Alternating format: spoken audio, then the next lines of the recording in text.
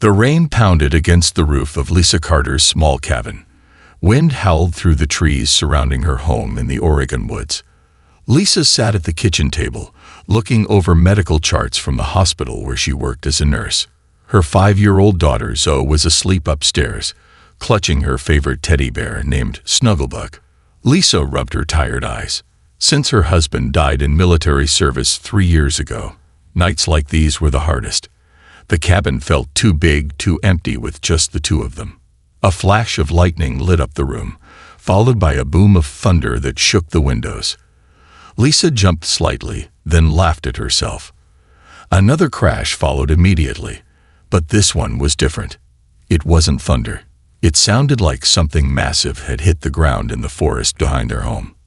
Lisa moved to the window and peered out into the darkness. A faint glow came from deep in the woods. Worry creased her forehead. Had a plane crashed? Was someone hurt? She grabbed her rain jacket, medical bag, and flashlight. After checking that Zoe was still sound asleep, Lisa stepped out into the storm. The rain soaked through her clothes within seconds as she made her way toward the strange light. The mud sucked at her boots as she pushed through the underbrush. The light grew brighter, and Lisa could see smoke rising despite the rain. She expected to find wreckage of a small airplane. What she found instead made her drop her flashlight. A metal object about the size of a school bus was half buried in the earth. It clearly wasn't a plane. The shape was all wrong, sleek and oval with no wings. Steam rose from the wet metal as rain hit its hot surface. "Hello," Lisa called, her voice nearly lost in the storm. "Is anyone hurt?" A section of the object slid open. Lisa stepped back, her heart pounding in her chest. A large figure stumbled out and collapsed onto the ground. Lisa raised her flashlight with shaking hands. The beam revealed something impossible. The figure was at least 8 feet tall with scaly reddish skin. Its face had reptilian features with 4 eyes and a jaw full of sharp teeth. The creature wore what looked like armor made of some black material Lisa couldn't identify. Lisa's first instinct was to run. This wasn't human.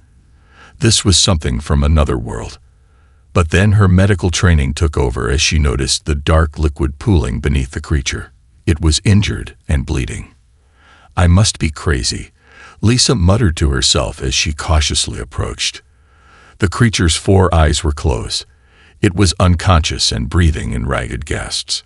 Lisa knelt beside it, opening her medical bag. The blood was a strange purple color, but a wound was a wound. She applied pressure bandages to stop the bleeding from several deep gashes across its chest and abdomen. She couldn't leave it here in the rain. The creature would die from blood loss or exposure. With tremendous effort, Lisa managed to tie a rope around the alien's upper body. She dragged it inch by inch toward her barn, her muscles screaming in protest. It took nearly an hour to get the creature into the barn. Lisa collapsed on a hay bale, soaking wet and exhausted. The alien lay on the barn floor, still unconscious. In the better light, Lisa could see its face clearly. Despite the frightening appearance, there was something almost noble about its features. "Mom, what's that?" Lisa spun around to see Zoe standing in the barn doorway, her eyes wide with wonder rather than fear. "Zoe, you should be in bed," Lisa said, quickly moving to block her daughter's view. But Zoe had already ducked past her mother. She stood just feet away from the alien, staring with open curiosity. "Is it a dinosaur? Or a dragon?"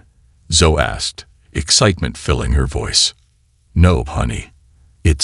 I don't know what it is," Lisa admitted. Zoe's face lit up with a smile. "Can we keep it? It's the coolest pet ever." Lisa looked from her daughter to the giant alien bleeding on their barn floor and realized her life had just become much more complicated. The alien's 4 eyes snapped open. For a moment, he lay still, trying to understand where he was. The last thing Commander Vrakthar remembered was his ship spinning out of control after Lieutenant Kraz had shot him and damaged the controls. Now he found himself in a primitive wooden structure, his wounds bandaged with strange white material. "Look, Mom. It's awake." Vrakthar turned his head toward the high-pitched voice. A tiny human stood there, holding a bowl of some steaming liquid. Behind her was a taller human, clearly the mother, looking nervous but determined. In 12 star systems, the name Vrakthar was whispered with fear. His Dreskan battle fleet had conquered worlds far more advanced than this backward planet. He should take these humans hostage immediately. Yet when he tried to sit up, pain shot through his body. He was too weak to move. The betrayal by Kraz had left him near death. The small human came closer, seemingly unafraid. "I brought you soup," she said, holding out the bowl. "I'm Zo. What's your name?" Vrakthar growled in his native language, a series of clicks and rumbles that made the mother step forward protectively. But the child only giggled. "You talk funny," Zo said. She set the bowl down within his reach. "Can you eat soup? Mom says soup helps when you're sick." The mother approached cautiously. "I'm Lisa," she said slowly, pointing to herself. Then she pointed to her daughter. "Zo." Finally, she pointed at Vrakthar with a questioning look. Vrakthar understood. Names, introductions, basic communication. He considered his options. These humans had helped him rather than calling their authorities. Perhaps he could use them until he regained his strength. Vrakthar, he managed to say in their language, the words feeling strange in his mouth. He had studied Earth languages during mission preparation. "Commander Vrakthar." Lisa's eyes widened. "You can speak English." "Some," Vrakthar replied. "Learning." Zo clapped her hands. "That's so cool. Are you from space? Do you have a spaceship? Can I see it?" "Zo, give him space," Lisa said, pulling her daughter back slightly. To Vrakthar, she asked, "What happened to you? Why are you here?" Vrakthar considered how much to reveal. Betrayed. Second in command attacked. Ship crashed. No need to mention he had been on a mission to scout Earth for conquest. "Wait here," Zo said, as if the injured alien had a choice. She ran out and quickly returned with an armful of stuffed animals. "These are my friends. This is Bear. This is Flopsy. This is Captain Whiskers. And this," she held up a worn teddy bear missing one eye, "is Snugglebug. He's my favorite." Vrakthar stared at the child in confusion. On his world, younglings were trained as warriors from birth. They played with weapons, not soft toys with names. This small human should be terrified of him, not sharing her possessions. Lisa brought a notepad and began drawing simple pictures. She drew the barn, then their house nearby, then a crude map of the surrounding area. She was trying to establish where they were. Vrakthar growled again in his native tongue, a sound of frustration at his weakness. To his surprise, Zo laughed again. "You sound just like Snugglebug when he's hungry," she said, making the teddy bear's arms move. "Snugglebug goes grrr when he wants cookies." For the first time in his long life as a conqueror, Vrakthar felt completely out of his depth. He had commanded fleets, destroyed resistance, and ruled systems with an iron grip. Now a tiny human was comparing him to a stuffed toy called Snugglebug. The child held the soup spoon toward him. "Can you feed yourself, or do you need help like when I was little?" Lisa stepped forward. "Zo, I don't think." But to both their surprise, Vrakthar slowly reached for the spoon. Something about this strange situation made him curious. These humans were not acting as expected. They showed no proper fear, only concern. As he sipped the warm liquid, Vrakthar decided these humans might be more interesting than he first thought. He would study them while he recovered. Then he would decide their fate. A week passed since Vrakthar crashed on Earth. His wounds were healing faster than Lisa expected. She had moved him from the barn into their spare room when the rain got worse. Now she stood in the doorway, watching as the alien warlord examined a small device he had taken from his armor. "What is that?" Lisa asked. "Emergency beacon," Vrakthar replied. His English improved daily. "Need to repair. Call friendly ship." Lisa bit her lip. "If I help you contact your people, will you keep our secret?" The government would take you away if they knew you were here. They might even hurt you to study you. Vrakthar looked up, his 4 eyes blinking in sequence. Why care what happens to me? Lisa shrugged. It's what people do. We help each other. This confused Vrakthar. On his world, showing mercy was weakness. Yet this human had saved his life and was still helping him. He could not understand why. How long to fix beacon?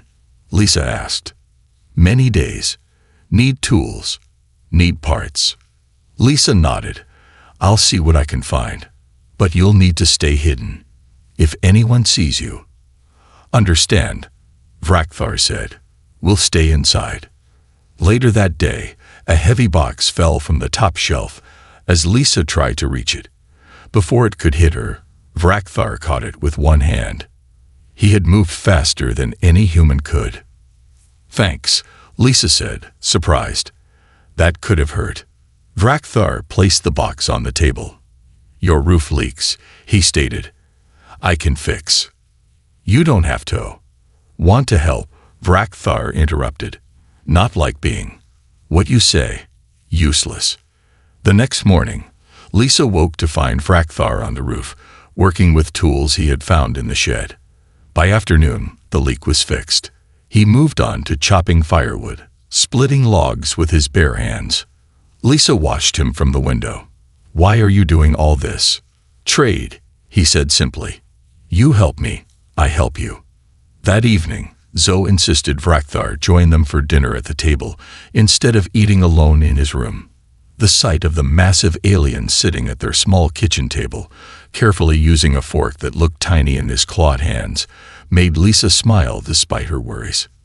We always watch a movie on Friday nights, Zoe announced, climbing onto the couch. You have to watch with us, Vrakthar. It's a rule. Rule? He asked, looking to Lisa for explanation. Not a real rule, Lisa clarified. Just a family tradition. What is family? Vrakthar asked.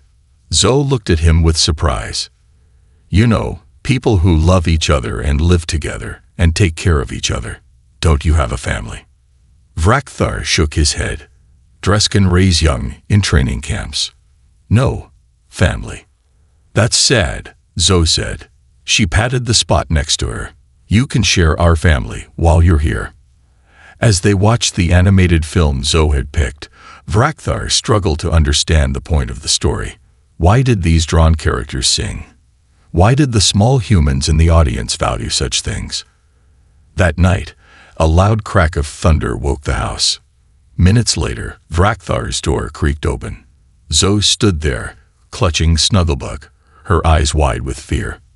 I had a nightmare, she whispered. Can I stay with you? Monsters are scared of bigger monsters.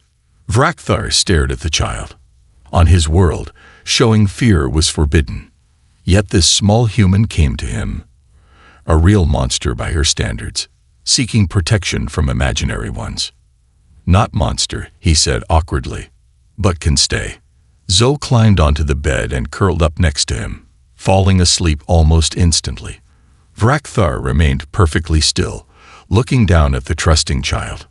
In that moment, something shifted inside the hardened warlord. He had conquered 12 star systems, but he had never before felt needed in this way. It was a strange feeling. Unsettling, yet not unpleasant.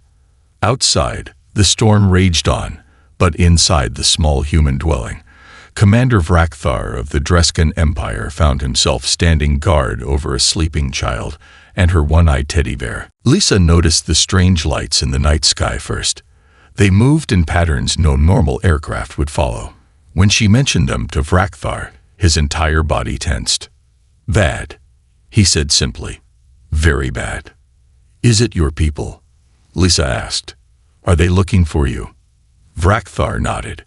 Lieutenant Kraz, the one who betrayed me. He will not stop hunting. The next day, Lisa came home from grocery shopping with worry on her face.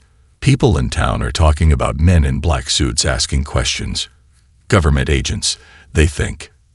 Vrakthar stood by the window, keeping his massive body away from direct view. If Kraz finds me here, You and Small One are in danger. Zoe, Lisa corrected. Her name is Zoe, not Small One. Zoe, Vrakthar repeated. He had grown fond of the child who showed no fear of him. Must protect Zoe. Lisa looked at the alien who had been living in her home for nearly 3 weeks now. We need to make you less obvious. You can't hide in the house forever. That evening, Lisa brought home large clothes from the thrift store. She found a wide-brimmed hat and sunglasses that might hide Vrakthar's extra eyes. She taught him to hunch his shoulders to appear shorter and to wrap a scarf around the lower part of his face. Not perfect, she said, stepping back to examine him. But in the dark, from a distance, maybe you could pass for human. Why help me? Vrakthar asked. Risk yourself, risk Zoe. Lisa was quiet for a moment. Because it's the right thing to do, and because Zoe adores you. As if summoned by her name, Zoe burst into the room. You look funny, she laughed, pointing at Vrakthar's disguise. Like a really big person playing dress-up. Lisa knelt down to her daughter's level. Honey, we need to be very careful now. Some bad people might be looking for Vrakthar. You can't tell anyone about him. Promise. Zoe nodded seriously. I promise. Is Vrakthar in trouble? Vrakthar knelt down too, his massive frame making the floor creak. Yes, he said honestly. In my world, I was a warrior. The leader of armies. Zoe's eyes widened. Like a superhero. Vrakthar looked at Lisa uncertainly. Not exactly, Lisa said carefully. More like a soldier. On my world, Vrakthar continued. Children train for battle from very young. No toys. No movies. No family dinners. That sounds sad, Zoe said. She reached out and patted his scaly hand. I like it better our way. Yes, Vrakthar said softly. Your way has good points. The next day, Lisa had to work a double shift at the hospital. She left Vrakthar in charge, with strict instructions to stay inside and keep the curtains closed. But when a group of deer wandered into the yard, Zoe wanted to show Vrakthar up close. They stepped outside, keeping to the shadows of the trees. They didn't notice the hunters until it was almost too late. Vrakthar heard them first, men moving through the forest, talking in low voices. He pulled Zoe behind a large tree, just as 2 men with rifles emerged into the clearing. I swear I saw something weird moving around here, one man said. Probably just a bear, the other replied. Zoe almost sneezed, but Vrakthar gently covered her mouth with his hand. They remained frozen until the men moved on. When they finally returned to the house, Lisa was there, her face white with fear and anger. Where were you? I came home early when Mrs. Peterson said she saw government vehicles heading this way. Sorry, Mom, Zoe said. We were looking at deer. Lisa rubbed her temples. It's not safe. They're looking everywhere. That night, Zoe colored a picture of Vrakthar. Underneath, she wrote in crayon, My friend Snugglebug. When she proudly showed it to Vrakthar, he tilted his head. What is this name? Snugglebug. That's your new name, Zoe declared. Like my teddy bear. Because you're big and scary on the outside, but nice on the inside. Vrakthar, feared conqueror of 12 star systems, looked at Lisa helplessly. Lisa couldn't help but laugh. I think it suits you, she said. And so, despite his protests, the name stuck. Late at night, Vrakthar worked on his emergency beacon in the basement. After a month of repairs using parts Lisa had brought him from the hardware store, it finally buzzed to life. The small screen glowed with alien symbols. It works, Lisa asked, bringing him a cup of coffee. He had grown fond of the bitter drink. Yes, Vrakthar said. Can send message now. He tapped the strange buttons, sending a coded signal that only friendly ships would recognize. Within minutes, the device beeped with a response. Vrakthar's 4 eyes widened as he read the message. What's wrong? Lisa asked, noticing his reaction. Vrakthar set down the device slowly. Bad news. Very bad. Dreskin Empire has named me traitor. Put bounty on my head. A bounty, like in old Western movies. Yes, dead or alive. Vrakthar's voice was grim. Worse news. They speed up plans for Earth. Plans. Lisa felt a chill run down her spine. What plans? Vrakthar looked away. Invasion plans. My mission was to scout Earth, find weaknesses. Lisa stepped back, her face pale. You were planning to invade us. This whole time. Was my mission, Vrakthar admitted. Before I know humans. Before Zoe. Lisa paced the small basement, trying to process this new information. So your people are coming to take over Earth. When?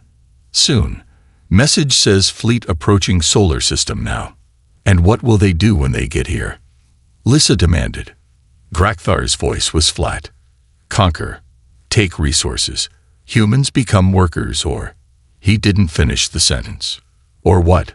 Slaves? Dead. Lisa's voice rose. Upstairs, a small voice called out. Mom. Snugglebug. Where are you? They both froze as Zoe's footsteps moved toward the basement door. She appeared at the top of the stairs in her pajamas, clutching her teddy bear. Why are you yelling, Mom? She asked, rubbing her eyes. Nothing, honey. Go back to bed, Lisa said, trying to keep her voice steady. Is Snugglebug leaving? Zoe asked, looking between them. You sound mad. Vrakthar stood up, his massive frame casting a shadow in the dim basement light. Small one should not worry. Are you leaving our family? Zoe pressed, her lower lip trembling. Lisa and Vrakthar exchanged a look. The word family hung in the air between them. Come here, Zoe, Lisa said gently. When Zoe reached the bottom of the stairs, Lisa knelt beside her. Vrakthar was just telling me something important. His people might be coming here, and they might not be friendly like he is. Zoe looked up at Vrakthar. Are they mean? Like the bad guys in movies? Vrakthar struggled to find simple words. My people only know fighting, conquering. They think humans are weak because you care for each other. That's not weak, Zoe protested. That's being nice. Yes, Vrakthar said slowly. I learned this now. Caring for others is strength I did not understand before. The alien warlord looked at the emergency beacon, then back at Lisa and Zoe. He faced an impossible choice. Return to his people and try to clear his name, or warn the humans who had shown him kindness. What will you do? Lisa asked quietly. Vrakthar was silent for a long moment. In his culture, loyalty to the Empire was absolute. Betrayal meant death. But as he looked at the human child who had named him after a stuffed toy, who had shared her home and her trust with him, something shifted in his warrior's heart. Will not let them hurt you, he said finally. Or Earth. How can you stop them? Lisa asked. They have spaceships and weapons beyond what we can fight. Have information, Vrakthar said. Know their tactics, their weaknesses. He placed one clawed hand gently on Zoe's head. Will protect my family. Zoe beamed up at him and took his massive hand in her tiny one. See, Mom. Snugglebug's not leaving us.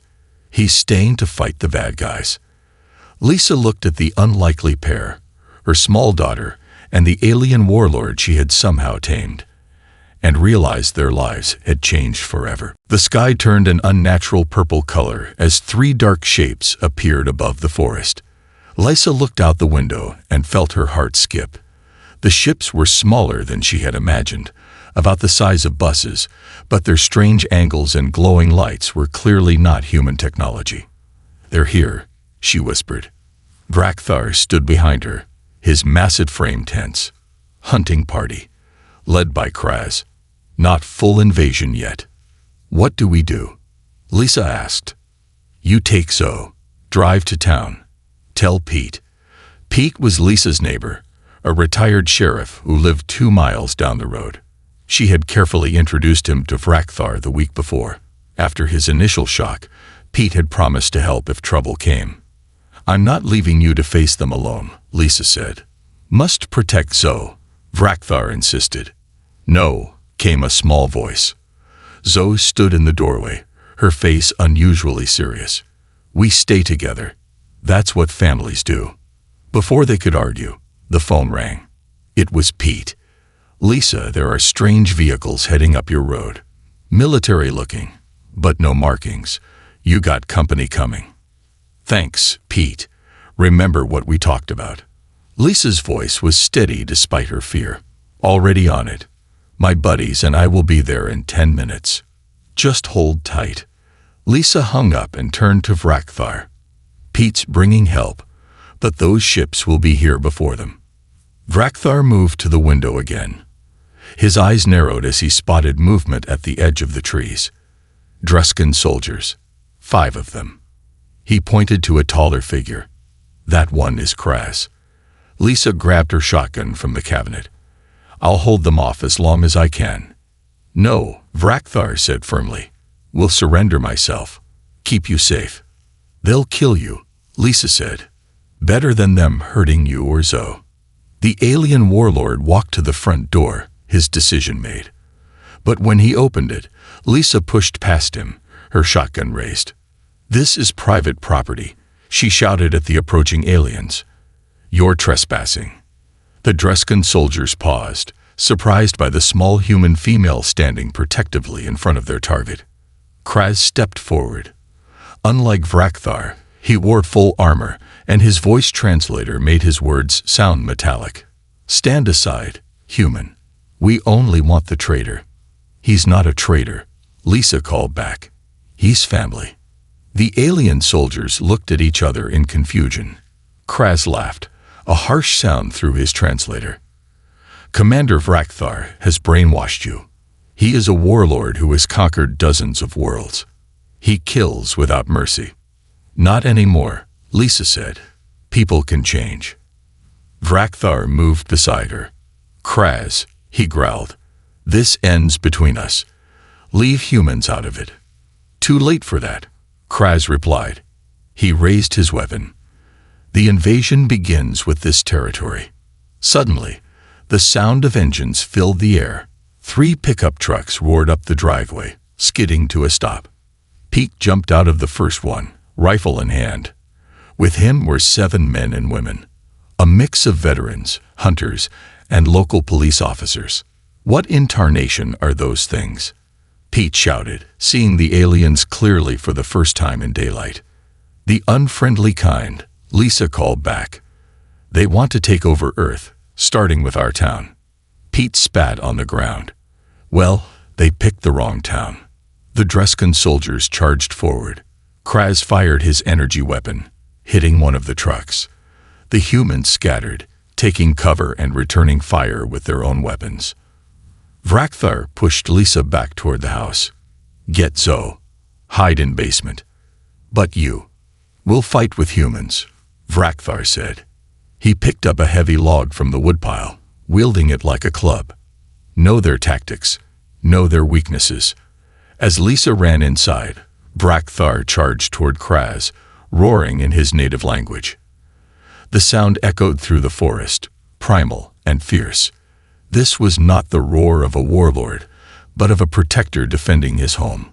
The battle for Earth had begun in Lisa Carter's front yard, with an unlikely alliance between rural Americans and the alien they knew only as Snugglebug. 3 months after the battle at Lisa's home, Vrakthar sat at a computer in a special room built onto the back of the Carter house. The room had extra high ceilings and furniture scaled to his size. On the wall hung a child's drawing of him with Snugglebug written in crayon. The battle had ended with victory for the unlikely defenders. Vrakthar had defeated Kraz in hand-to-hand combat, while Pete and his friends had managed to capture 2 Druskan soldiers. The 3rd ship escaped, but not before Vrakthar damaged its communication system. Now he worked at the computer connected to the captured Druskan ship. His clawed fingers moved quickly over the modified keyboard as he sent another false report to the Empire. Earth protected by advanced defense systems, he typed in his native language. Planet has hidden technology. Conquest would require entire fleet, not worth resources. Lisa entered with a cup of coffee, setting it beside him. Will they believe it? Yes, Vrakthar said. Have sent many reports, each with small true details, surrounded by big lies. Makes seem real. Lisa sat in the chair beside him, which looked tiny compared to his massive seat. The government people are coming again today. After the battle, keeping things secret became impossible. The local sheriff had called state authorities, who called federal agents. But instead of taking Vrakthar away for study, something unexpected happened. Pete, who had served in the military for 30 years, had powerful friends. He convinced them that Vrakthar was more valuable as an ally than a research subject. A knock at the door interrupted their conversation. Lisa opened it to find Agent Kelly and her team. They had been working with Vrakthar to prepare Earth for possible future contact with alien species. Commander, Agent Kelly greeted Vrakthar with respect. How are the defensive strategies coming along? Good, Vrakthar replied. Teaching your soldiers Dreskan tactics. They learn quick. The front door burst open, and Zoe ran in, just home from school. Snugglebug, look what I made. She held up a paper with a gold star on it. I got an A on my family project. The agent smiled as the feared alien warlord carefully took the small paper, examining it with his 4 eyes. The project showed drawings of Lisa, Zoe, and a large purple figure labeled My Alien Dad Snugglebug. Very good, small one, Vrakthar said proudly. Put on wall with others. Zoe nodded and ran to pin it on the corkboard that was already covered with her artwork. Agent Kelly waited until she left the room before speaking again. We've detected another ship entering the solar system, she said quietly. But this one's different from the others. Vrakthar checked his computer. Is Dreskan, but old model. Scout ship. He studied the signal pattern. Is Vorkal's ship. Who is Vorkal? Lisa asked. Old friend. Teacher from youth. He questioned Empire ways. Vrakthar's face showed something like hope. He comes alone. Not threat. Over the next year, more ships arrived. Not invaders, but refugees. Dreskan, who had heard rumors of a commander who had found a different way of life. Vrakthar greeted each one, offering them the same chance he had been given. A small community formed in the mountains, well away from major cities. Humans and Dreskan working together, learning from each other. The government built a special school where Zoe and other human children played alongside the first Dreskan younglings to know peace. On career day at Zoe's school, Vrakthar wore his best attempt at human clothing and a baseball cap to shade his eyes. His name tag read Mr. Snugglebug, at Zoe's insistence. As he ducked through the classroom door, the children greeted him with excitement rather than fear. This is my dad, Zoe announced proudly to her class. He's from space, and he used to be a warlord, but now he protects Earth and makes the best pancakes. Vrakthar, once feared across 12 star systems, now stood awkwardly before 20 small humans, ready to explain his job as Earth's first alien defense consultant. In his long life of conquest, he had never faced a challenge quite like this.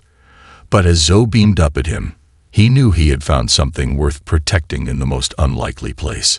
A human family that had taken in a monster and called him Snugglebug.